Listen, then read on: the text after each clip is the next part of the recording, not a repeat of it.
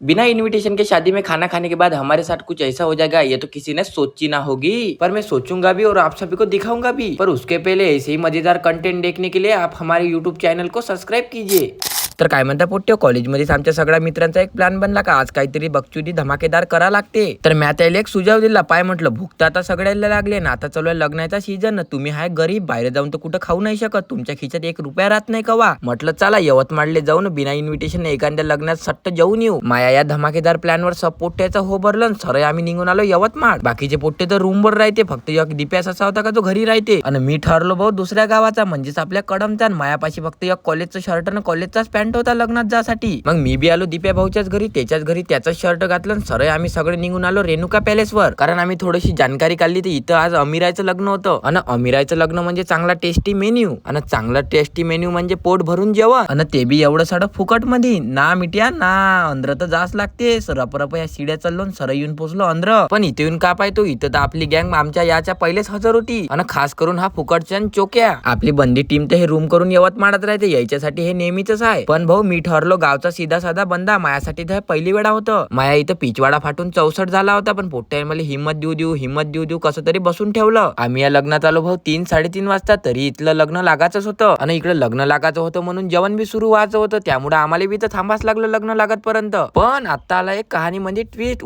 उडती आपल्या कानावर खबर आली का लग्नाला जास्त वेळ झाल्याच्यानं लग्न लागायच्या आधी जेवणाची सुरुवात करून टाकली आहे। आणि जैसे ये खबर हमारे कान पे गिर गई, हम ऐसे कुतरे कतरा भाग के आ गए टाट्या वाटा खरीदने नाही रे, तिच्याच ताटवाट्या घेणे। एवढे अमीर नाही आपण, फुकटच पाहिलं आपण कुठं बी। प्लेट तो हम सभी ने हाथ में पकड़ लिए थे, पर मेरे को लग रहा था डर। फिर मेरे को देखी मेनू में पनीर की सब्जी, तो मैंने कहा डर के आगे जीत है, और फुकट का खाना यही हमारे गरीबों की खानदान की रीत है। और ये मेरे गरीब दोस्तों को मुझे ऐसे भकाभक रेमसते हुए एक ही बात याद आती है, फिर वही बात आ गई, ये जो गरीब है ये साडे अपनी आदत से गरीब है। मग मला आठवलं का मी बी एक त्याच्यातलाच नमुना आहे, पण हे गरीब आहे, मी महागरीब आहे। म्हणलं पोट्टे आता हे येडे चाले ठेवा साईडले, आता मी जेवणाचा रिव्ह्यू देतो। पहिले सुचलली आपण पुरी न पनीरची सब्जी, हे तर लाजवाब होतं, काही बोलायचं काम नाही, एक नंबर टेस्ट। हे पाहू शकता पब्लिक तुम्ही का पनीर कसं सॉफ्ट आहे, एकदम प्रॉपर शिजलेलं होतं। आता आपण देणारा रिव्ह्यू पुरीचा। पुरी थोडीशी जाडी होती, पण इट्स ओके, फुकटची होती ना, चांगली गोड लागली। आणि आता भारी होती आपल्या थंडगार मठ्ठ्याची। पहिले त्याच्यात बोट घालून चांगलं मिक्स करून घेतलं, नंतर लावली वाटी होटाले, गटागट घेतलं पिऊन। तर याची बी टेस्ट 10/5 होती। तेवढं काही मला आवडलं नाही, बट इट्स ओके, चालतेच आहे तेवढं। एवढं भकाभक मोठाले घास घेऊन खाल्ल्यावर आपलं ताट खाली होणार भाऊ। मग पुन्हा गेलो आपण ताटात भाजीनं पुरी आणण्यासाठी। हे बा पोट्टो, इथं आहे पनीरची भाजी, तेच एक नंबर बनली होती, आपण बी तेच खाणार आहोत आता बंद्या लग्नात। मग घेतल्या आपल्या दोन्ही वाट्यात पनीरची भाजी भरून। मग इकडे थोड्या जास्त वाजताच पुऱ्या घेऊन घेतल्या, कारण आता डबल उठाचा मला येते भोकाकडं। आणि एवढं ताट पुन्हा भरल्यानंतर सरळ येऊन बसलो आपल्या गँग कडं। आता तुम्ही असं समजा का हे बिना इन्व्हिटेशन फुकटचं मी ऑलमोस्ट जेवलो होतो, पण आता माणसाले उलीचं भेव लागू राहिलं होतं, कारण इथं गर्दी वाढत चालली होती। कवा कोणी इथून येऊन विचारन आपल्याला का कुठून आला बाबू, तर काही खरं नाही आपलं, कारण मी ऐकलं होतं का इकडले लोक भाई जोऱ्यानं लाता मारते। म्हणून आपली पूर्ण टीम जेवून उठायच्या आधी मी सुटलो, भक्कन पाणी पेलो, सरळ निघालो बाहेरच्या रस्त्यानं। आणि बाहेर जायचा थोडी रस्ता मला काही दिसून नव्हता राहिला, इकडे टोनपुसाची ऍक्टिंग तर मी असा करू राहिलो होतो जसा काही नवरींचा भाऊ आहे। शेवटी आपल्याला दिप्या भैयानं बाहेरचा रस्ता दाखवलाच ना, बंदी गँग आपण एका ठिकाणी आता जमा झालो। भाई काय बी म्हणा भाई, अरे फुकटचं कुठे जेवायला गेलं काय मोठं सादर धकते भाई, एवढं घरी नाही धकत,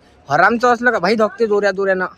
लहान घेतले का घास मोठाले नाही म्हणत पर्यंत, लाजाचं नाही माणसानं जिंदगीत, खासाठी तर कुठंच नाही। एकदाचा माणूस लाजला का गेला बसा बी गाडीवर, चलो बाय बाय। तर चला पोट्ट्यो, आजचा आपला हा कंटेंट बढियापैकी शूट झाला आणि फुकटचं जेवायला बी भेटून गेलं। जर तुम्हाला आपला हा व्हिडिओ जरासा काही आवडला असेल तर आपल्या युट्यूब चॅनलला लगेच सबस्क्राईब करून घ्या। तर चला तर मग पोट्ट्यो, आजसाठी एवढंच, भेटू उद्याच्या ब्लॉग मध्ये। पण उद्याच्या ब्लॉग मध्ये तुम्ही कमेंट करून सांगा का कशावर आणू, तर याच गोष्टीवर आपल्या चॅनलला सबस्क्राईब करून घ्या पोट्ट्यो।